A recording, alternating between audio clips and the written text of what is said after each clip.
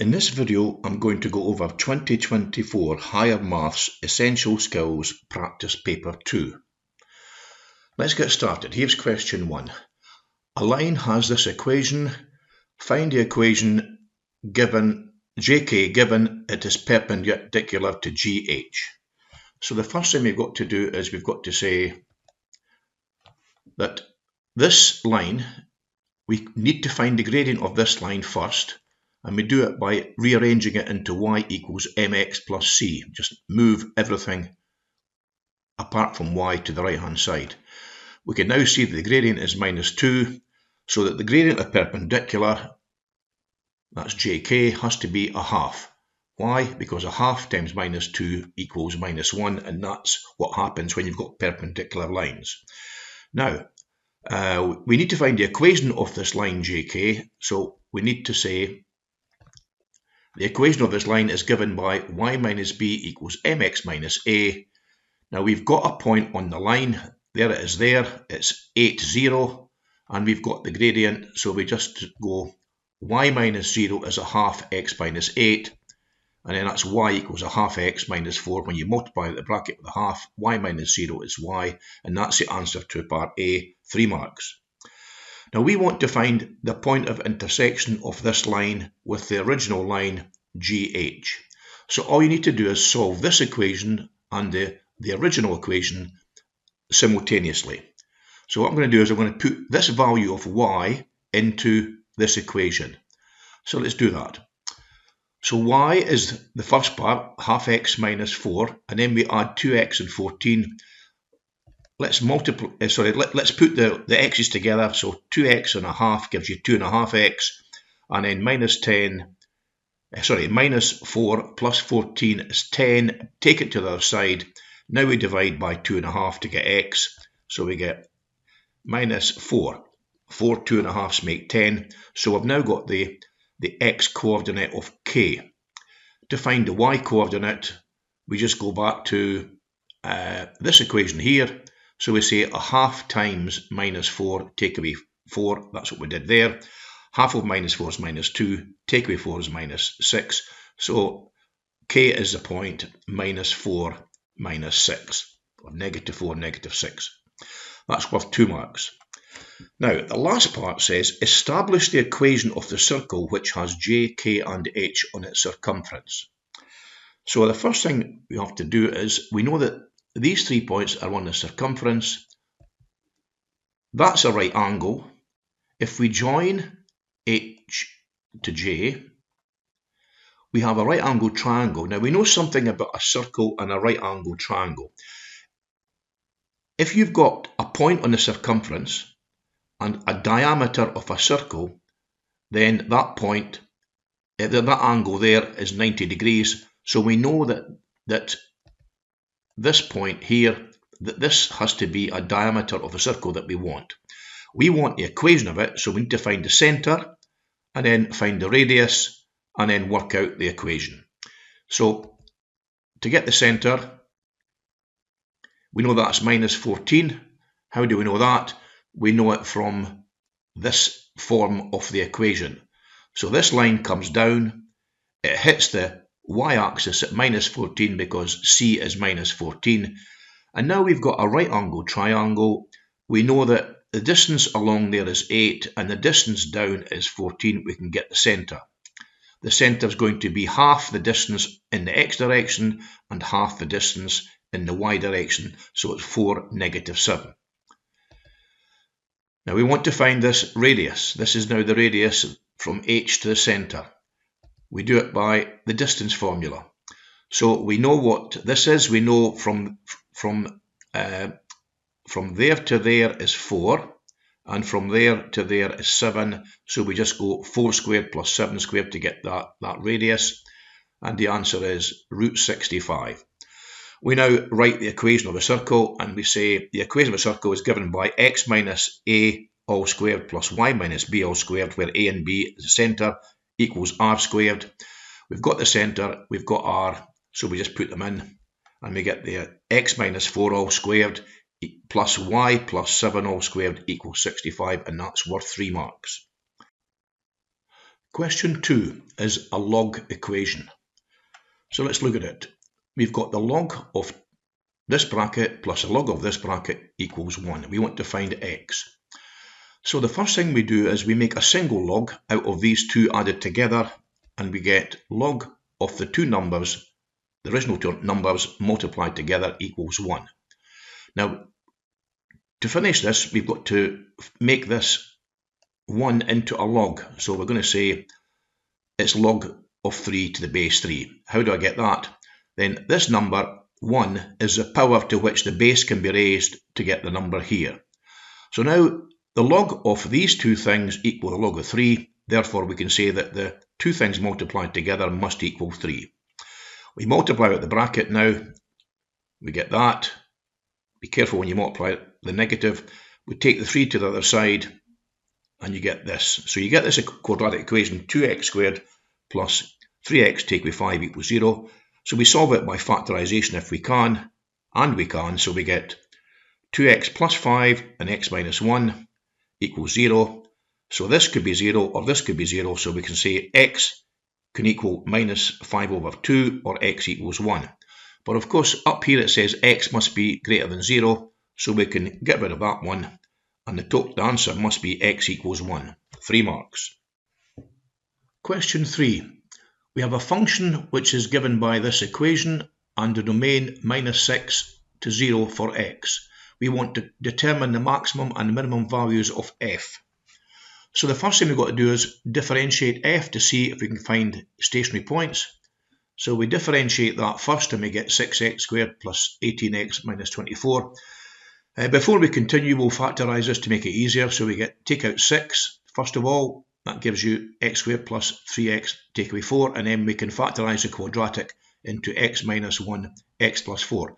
Now we know that stationary points exist when the derivative equals 0, so we can set this thing here equal to 0, and we can find two values for x that make that 0. X is 1 or x is minus 4. But of course, x can only go up to 0. We can't have x equal 1, so we can forget about that. So we need to find out when is this function a maximum minimum. So we can, first of all, we know that this is a turning point, a stationary point. Let's make a table for it. Now, when x equals negative 4, we know it's 0. To the left of negative 4, let's say take negative 5. If you put negative 5 there, that becomes negative 6. That becomes negative 1. When you multiply it, you get a positive number. So that's a positive number, so it goes up. Bigger than negative 4, let's take negative 3. Negative 3 take 1 is negative 4. Negative 3 plus 4 is positive. A negative times a positive is a negative. So yes, we get a maximum turning point when x equals minus 4. Now we want to find that value. So we just put x equals 4 into the function. That's what we do. We put it into the function, and every time we see x, we put minus 4 or negative 4. Use a calculator for this and we get the answer 118. So we've got a maximum value of 118 when x is minus 4. Now we've got to find out what's happening at the two endpoints for this domain. So let's work out the value of the function at x equals minus 6. The same thing, you put minus 6 into this equation here for x, and then you get this. Again, use a calculator and you find that the value is 42. Then you go to the other end, which is x equals 0. Now that's quite easy to do. You can just actually put zeros in there and the answer is going to be 6. But if you just write it out, you'll put this 2 times 0 cubed plus 9 times 0 squared, take away 24, 0. All of that's 0 until you get 6. So the answer is plus 6. Now the minimum between these two is 6. So we can say the maximum of f is 118 and the minimum is 6. Question 4. We are given two functions, f and g. We want to determine an expression for f of g of x. So the composite function when you put g and f together. So let's see what we have. We have f of g of x means that instead of putting x into f, you put what you see here, 3x plus 1 into f. So we change g of x into 3x plus 1, and then we say To get f, you start with 1 and you make a fraction and then 4 take away the input. But the input is not x, it's 3x plus 1, so that we get 1 over 4 take away bracket, don't forget the bracket, 3x plus 1. Now this can be tidied up. We have 4 take away 1 there is 3, and then we've got take away 3x, so the final answer is going to be 1 over 3 take away 3x. That's for 2 marks. The second part says, what value of x cannot be in the domain? Well, we need to find out when can this not exist? Well, we don't want this to be 0, which means that 3 take away 3x can't be 0, which means that x cannot be equal to 1. If you put x equal to 1 here, you get 3 take away 3 times 1, that's 3 take away 3, which is 0, and you can't divide a number by 0. Okay, here's question 5. We've got to express this in this form, k cos x minus alpha. So the first thing we've got to do is expand this and then multiply it by k. So when you multiply cosine x minus a, you get cosine x, cosine a, plus sine x, sine a. But then multiply everything by k gives me this. So we have to multiply cosine x, cosine a by k, sine x, sine a by k. Now then, we have this. We now got to compare what we have above and below. So we've got cosine x, what's left? K cosine a must equal 3. We've got sine x and sine x, they're the same, so k sine a must equal 5. So let's just now write that down. And so I'm going to write the sine first. So k sine a equals 5, and then k cosine a equals 3. To find k, all you do is you square these two things, add them, and then take the square root like this. Use a calculator for that, and you get the answer, root 34. So we've now got the value of k, it's root 34. Now I've written it this way with sine over cosine because we can divide this equation by that equation. The k's will cancel, sine over cosine is tan, and then we've got 5 over 3. And now, what do we know about the angle? We need to find out which quadrant it's in. Where is it? It could be anywhere between 0 and 360. We use this to help us. So first of all, we know that there's the cast diagram. The sine is positive there and there. The cosine is positive also there and there. Now, it's happening twice here, so we know that angle A is in quadrant 1. So to solve this, we just solve this for A in quadrant 1. So we say that A is tan to the minus 1 inverse tangent of 5 over 3. Use a calculator and you get 59 degrees.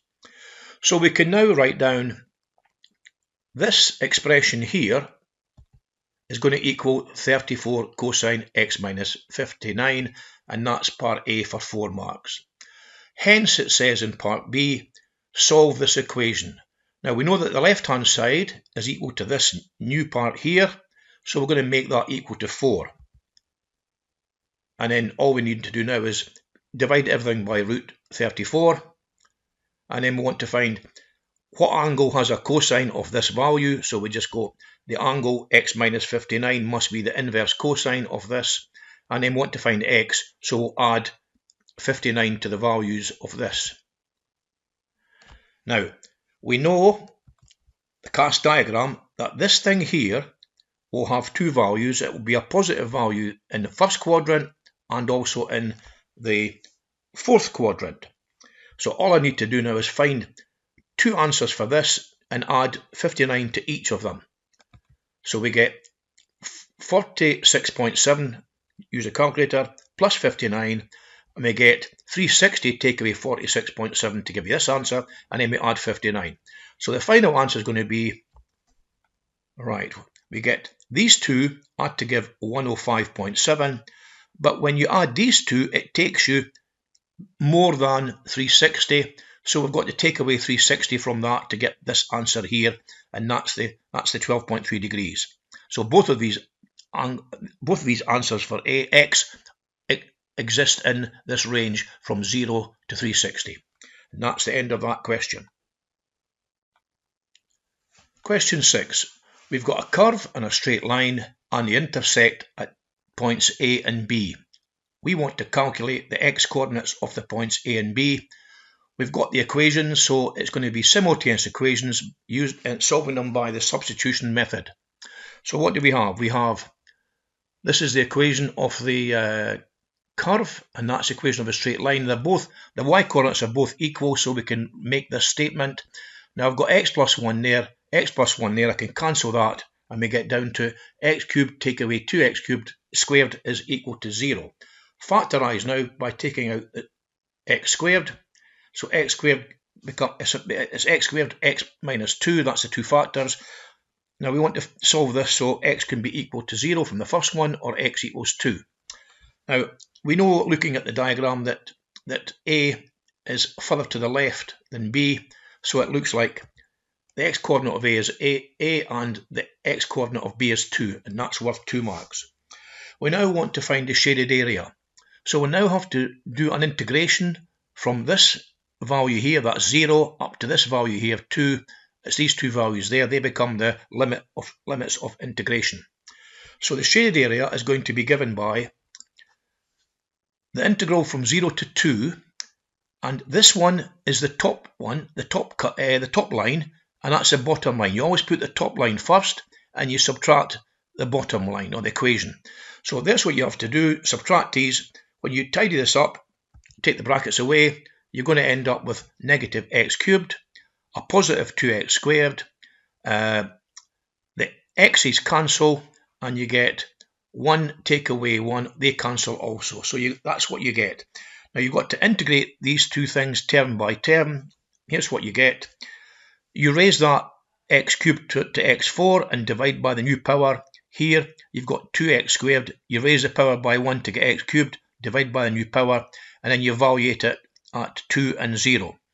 Now because both of these have an x in it, and we're going to make it 0, we can forget about the second one and evaluate it only when x is 2. So we get negative 2 to the power 4 over 4 plus 2 times 2 cubed over 3. When you work that out with a calculator or any other way, you get the answer 4 over 3 square units. And that's question 6, worth a total of 6 marks. Question 7, we've got to show that this equation has no real roots for all values of k. It's a quadratic equation, so nature of roots, we've got to find b squared minus 4ac and then check it out. So what do we know about this equation? There's the equation there. The left hand side will give you a, b and c. A is equal to 1, b is equal to 3 take away k, and c is equal to k squared plus 4. So let's work out b squared minus 4ac by substituting these values in, and we get this. 3 minus k all squared minus 4 times 1 times k plus 4. When we expand this out, we get 9 take away 6k plus k squared, that's the square of 3 take away k, and then minus 4 times 1 times k squared times plus 4. We get this, remembering that's a minus there, be careful, 2 minuses, a minus there, because minus 4 by k squared will give you a minus k squared term, and a minus 4 times plus 4 is minus 16. Tidy this up, and we get this. Now, we know that this has got a negative k squared term, so it's going to look something like this. It's going to go to a maximum turning point. We can find a maximum by calculus. If we just say y equals negative 3k squared minus 6k, we can find the maximum value when y dashed is equal to 0. So we've got to differentiate y. We get minus 6k minus 6 equals 0. Find out what k is. So k is equal to minus 1. Now let's evaluate it and find out what happens to b squared minus 4ac when k is minus 1. So when k is minus 1, then this expression becomes minus 3 plus 6 minus 7, which means k is negative 4. Now that means this is the maximum value, and it's a negative number, so any value of k to the left or the right will also be more negative. So what we can say is the maximum value of k is when k equals minus 4, which means that b squared minus 4ac is less than 0 for all k, and when you get b squared minus 4ac less than 0, then the original equation has no real roots for all values of k. In question 8, we've got to solve this equation. It's x is part of the power of 3. So how do we do this? We first of all write down that. We know that there's a law that says when you multiply a to the m times a to the n, you just add the powers. Now we've got two powers that I've added, so we're going to break it into two things multiplied together, which are going to be 3 squared, that's the first one, multiplied by 3 to the power 3x, and that equals 17. So let's just now divide everything by 3 squared, which is 9, so we get 17 over 9 is this. And the next step is to say, let's take logs of both sides. The log of the left-hand side equals the log of the right-hand side. We have a power here, so we can bring that to the front in the next step. 3x log 3 is equal to this. We want to find x, so we're going to divide both sides by 3 log 3. So x equals the log of 17 over 9 divided by 3 log 3. Use a calculator for that and you'll find that the answer is equal to 0.193 to 3 decimal places, and that's 4 marks. Okay. Question 9. A seaside tidal pool is filled with 900,000 litres of seawater. During low tide, 2.8% of the volume is lost every hour as the tide goes out. So we want to find what is the volume of the pool after 12 hours. So what we need to do is we need to think about this. If this is lost, what remains? We need to find out what remains in the pool after every hour. It's going to be 97.2% remains after every hour. You take this away from 100 to get 97.2. Now we want the volume after 12 hours. So every time we go along, every hour, we're going to then multiply by 97.2% of the previous value. So to get the volume, it's going to be the starting value multiplied by this written as a decimal to the power of 12. Use a calculator for that and you get the answer 640,085 litres to the nearest litre. Now then, 12 hours passes and we get a high tide, and then what happens when the high tide comes? It pushes in water of 200,000 litres. Now, we want a recurrence relation for this cycle. We need, in this form, un plus 1 is a times un plus b. It's a linear recurrence relation. So what we need to find out is, we know that b is going to be this, it's getting replenished every 12 hours by 200, so it's going to be plus 200, so b is 200,000, sorry. And then to get this a, we've got to consider what has happened. After 12 hours, this is what we have compared to what it was before. So let's make a fraction, divide them together. A will be 640,085 over 900,000. Make a decimal, nearest to 3 decimal places, it's 0.711. Now this is going to become the multiplier for every value. So we're going to say the recurrence relation is going to be un plus 1 equals 0.711 un plus 200,000.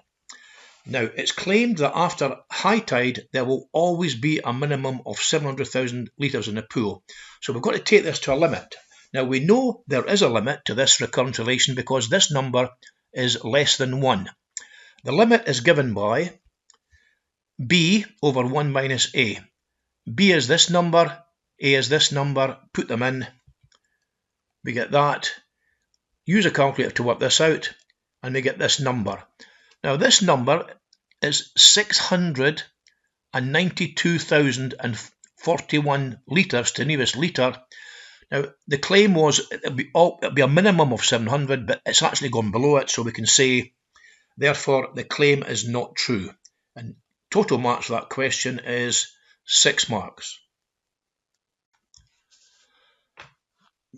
This diagram shows a cube placed on top of a cuboid relative to these axes x, y and z, three-dimensional axes, and we're told C has the coordinates 6, 4, 5. So let's just have a look at what we can put. We can say that's 6, that's 4 and that's 5. So these are the x, the y, the z coordinates to get you to the point C. Now we're going to use these to get to A and B. Now to get to A, you don't go to the right, you just go along the y-axis 4 and you don't go up, so A is going to be 0, 4, 0. To get to B, well, let's just work out what we know about it. Well, how high up is it? It's 9, so Z is 9. How far across is it? Well, if it was right across to there, it'd be 6, but we've got to come back 4 because this is a cube, so it's 2. So X is 2, and it's also at the front, so Y will be 0. So there are the answers for A and B. A is 040, B is 209. Now, in the second part, we want to find the vectors BA and BC. So BA is going to be equal to this vector, and BC is going to be equal to this vector. How do we get that? Well, the way I do it is I just look at where I am. I'm sitting at x equals 2, and I want to go to A, so that's a 0, so that's a minus 2.